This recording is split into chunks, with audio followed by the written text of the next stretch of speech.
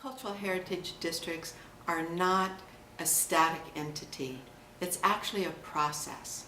Cultural districts are well-bounded, well-labeled areas of a city where usually there's cultural facilities or venues or something like that that are an anchor for that area. When a cultural district has heritage or historical buildings associated with it, then it becomes a cultural heritage district. And that's where not just the culture, but the heritage and the history behind that area becomes prominent. These districts also attract a well-prepared workforce.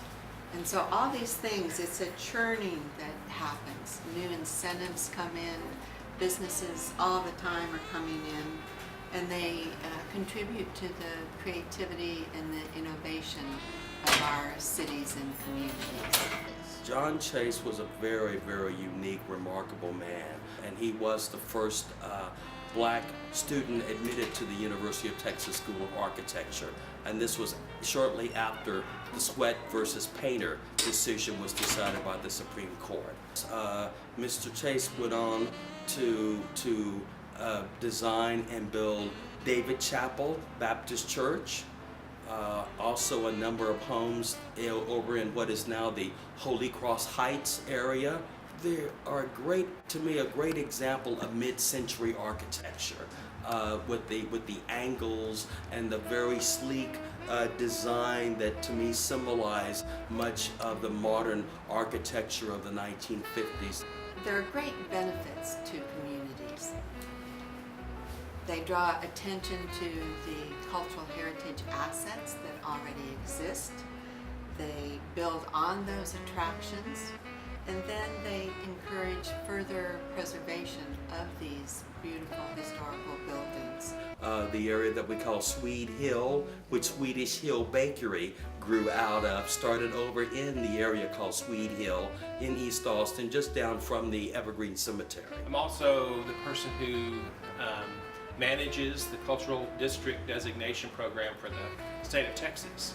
And this program came about in 2005. We launched cultural districts in Denison, San Angelo, Lubbock, McAllen, Huntsville, here in Austin. The French Legation Museum started out 1840 as the home of Alphonse de Savigny, a rather, one could say, dubious representative of French interest in Texas, later becoming the Robertson Plantation. It's a strategy for these districts to attract visitors to their communities, to inform and teach their citizens about what they have as far as cultural assets, and it's a strategy for both historic and non-historic revitalization of areas, and it also is a marketing tool to